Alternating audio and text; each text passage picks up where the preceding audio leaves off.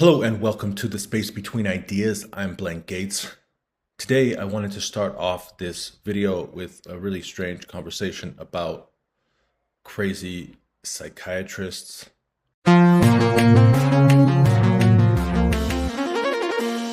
unproductive coaches. This probably goes back to the blog article that I wrote, and it was entitled, "All Motivational Speakers Are Losers." The whole point behind that blog article, motivational speakers are not necessarily people that used principles of motivation to get that fire going underneath them, use those principles to go out and to share those ideas with the world. I just feel like the motivational speaker, it's a type. It's a person who's good at public speaking. They need a message because they like public speaking. They need to earn a living from that speaking.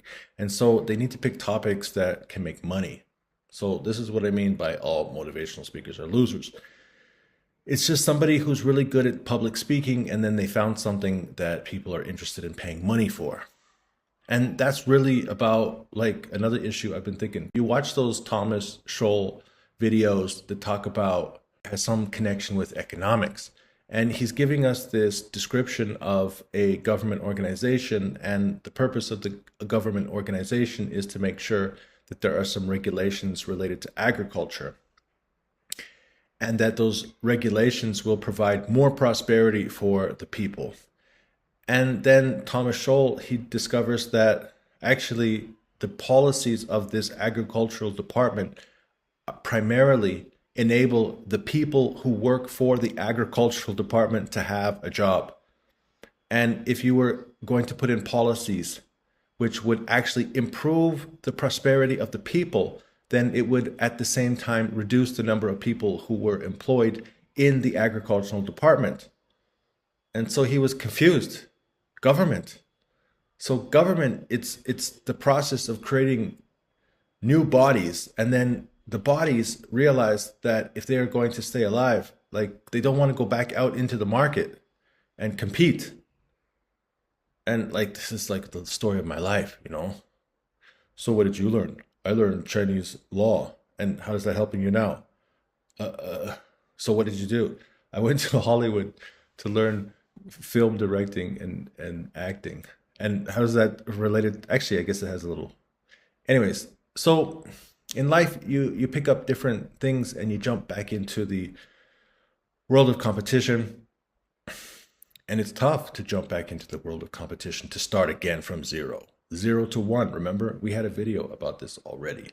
I'm talking to this lady, and she's telling me that she has been taking an online course that helps her to understand both her goals, the things that she wants to achieve, and her objectives, meaning the overall change or condition that she wants to have around her in the future.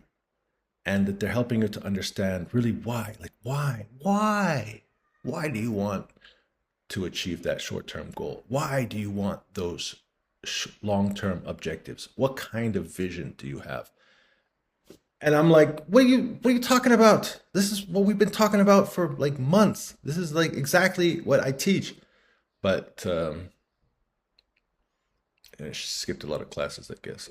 The whole thing is, at the end of the day, she's basically explaining back to me the thing that I've been teaching. And that brings us back to the idea of, why is a coach a coach? Are you a coach because you're insanely interested in coaching techniques, coaching ideas, some philosophy, some concept, some method of I mean, for me, it's what? It's thinking tools. I love these thinking tools. I just use them and think about them. And then I put all of the whole world, every time I meet somebody, I put them within the confines of these categories. It helps me to categorize the world.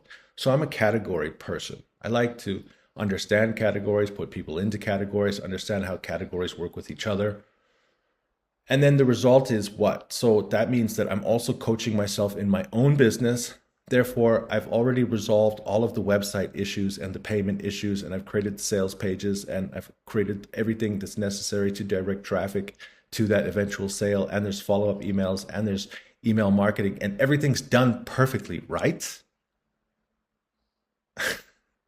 So this is why and then you have psychiatrists. You know, I've talked to a couple of people, So I do like a form of business coaching. And so the kind of psychiatrist I'm talking to, it's not somebody where I'm bearing my soul. This is the person who's the CEO of the organization. There's usually like two or three or a couple of people who are partners in a psychology company providing psychological services, whether it be only psychology or in some are also doing psychiatry.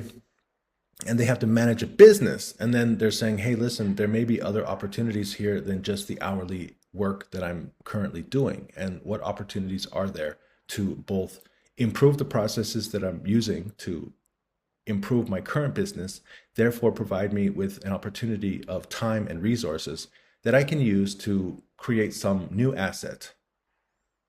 And okay, great, let's talk about it. But then it's like, oh, but then you find out there's patterns. Like people who are psychiatrists, they generally are interested in psychiatry or psychology because maybe they were looking for a solution for themselves. Maybe the coach that you hired in the past was looking for a solution for themselves. Maybe the government organization is looking to pad their own pockets.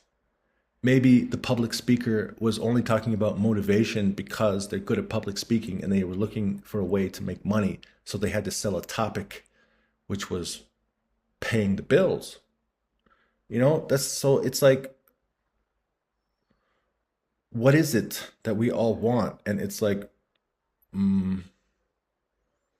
it depends on what's wrong with you. It depends on what your problem is. Every product and service is related to the value proposition. It's related to the thing which the person needs, otherwise known as a pain point. What am I even talking about?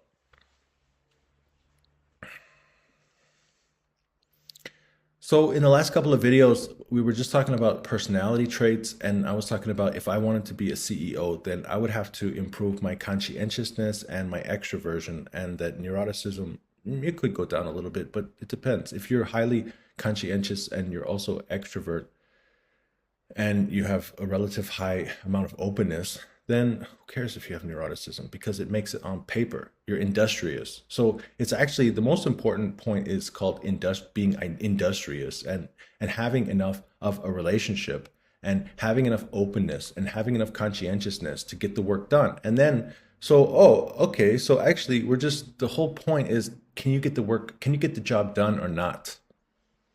Whatever that job is. So do you have a job that you're interested in? And then can you get that job done?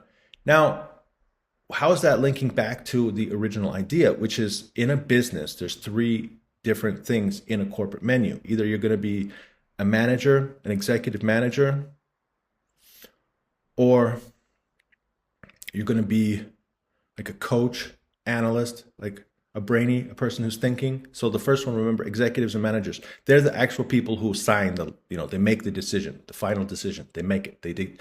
Everything has to be decided. It has to be written on paper. It has to follow the laws. It has to have some financial aspect. It has to have some time aspect. It has to have some human resource aspect. It has to have some subscription, some purchase, some everything. And all of these are decisions. And then, okay, how do I make the best decision? That's in the second category. Those are the coaches and the analysts. And then finally, you have the grunts. You have the hands, the people who actually you push go after you make that decision. You push go, and then there's training, and then there are resources, and then you go forward and do the thing. All right. So that's why I wanted to introduce a new category of thinking. And we're going to have to introduce that new category in the next video.